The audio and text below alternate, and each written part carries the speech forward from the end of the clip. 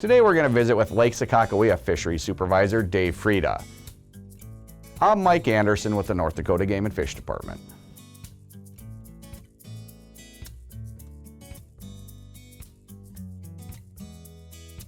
Dave, everybody wants to know about fish populations. How are walleyes doing on Lake Sakakawea? In general, the walleye population's in good shape overall reservoir-wide. Our abundance last year, overall abundance reservoir-wide, did decrease some from the last 4 years. But the last 4 years were record levels. We're above the long-term mean yet, but we still have a good abundance of walleyes out there, and overall lake-wide, we have a good size structure. Okay, how's forage for walleyes? Forage has been pretty good overall. We are going into a little drier period. I mean, smelt abundance has been high, but reservoir levels haven't been peaking as high the last few years as they were, and we're kind of stepping down, which that's starting to show in the upper portions of the reservoir. The shallower, more aged portions of the reservoir are definitely showing some changes in the walleye population. Okay, let's move on to northern pike. The abundance of big fish is still good. Overall abundance of pike has trended downward some because we're still living on those big year classes after the flood. We haven't seen a lot of young fish recruited to the population, but Sakakawea still has a real trophy component to the pike fishery. Okay, and other fish species, smallmouth bass. Smallmouth bass are good reservoir wide. They're not really targeted a whole lot, but. Okay, any other fish species in Lake Sakakawea? Oh, there's a variety of species, but I mean, what we've talked about is obviously walleye dominate, and the salmon fishery later in the summer. Last summer was a better summer for salmon. They were bigger. We'll see how that relates to this fall. What's your biggest challenge coming up here in the next couple of years? The biggest challenge in the next couple of years will be where we're headed with water levels. Obviously, things can change rapidly in the Dakotas, but in general, it looks like we're coming into a dry spring after a dry winter. Mountain snowpack is below average. And we're probably not gonna, as it looks now, there's very little local runoff coming into Sakakawea. So where we head in the next couple of years, could be a turning point for a while in the reservoir. Other than your normal netting surveys and everything else you guys do in the summertime, any other projects going on? We have a couple. We have a walleye tagging project and a pike tagging project. The walleye tagging project we started in 2019, and the timing was actually really good because at that time we were riding record levels of walleyes, great size structure throughout the reservoir.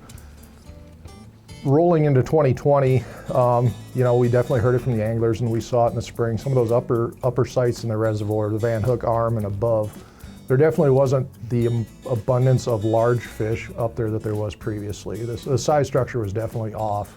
Now the lower reservoir maintained a great size structure last year in abundance. It was primarily that middle to upper portion of the reservoir. Like I said, we're going to see the results of a drying period first. The tagging study shows us angler exploitation and also total mortality of the population. So fortunately we had that from 19 to 20 that showed us that there was some pretty high mortality between 19 and 20 on those bigger fish in the Van Hook and above that portion of the reservoir. But the tagging study also lets us partition that, and angler exploitation was generally reservoir-wide was about 22 to 24% reservoir-wide, which is not very high. Now in the Van Hook Arm, it was just slightly more than that. It was in the upper 20s exploitation, but our total mortality was very high, reaching 60-70% in the Van Hook Arm on some of their females. Now, that shows us that the anglers didn't have that impact, that something else was going on there. So it was primarily natural mortality that has shifted that size structure. So the tagging study has given us a lot of insight into that. The pike tagging is a trophy pike tagging project that is aimed at pike basically 40 inches long and older, just to see what angler exploitation has been on those two. And so far, after 4 years, angler exploitation on those trophy-sized pike has been about 7 to 16% annually, which is very low too. And it allows us to address what is the exploitation from. Is it angling? Is it spearing? And to date, we've seen that about 17% of the total harvest by anglers is from spearers. So about 80-20 split roughly between angling harvest and spearing harvest.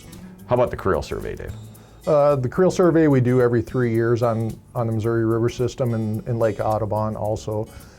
This will be a year of a creel survey too, so that'll also give us another nice complement to the tagging studies we have going on, which will give us more information on the angler usage of the fishery in addition to the tagging study. So we ask anglers that it's a voluntary creel survey, so when they see a creel clerk, if they would stop and give us just a few minutes of their time. So fishing should be good on Lake Sakakawea this year.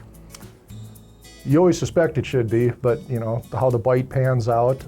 Generally, if we stay in a drier period, it tends to be a better bite. Last summer, again, the upper portions were a little slower. The east end of the reservoir and the lower end was definitely a good fishery again last summer. So how the bite plays out is always everyone's guess. A lot of great information, Dave. Thank you.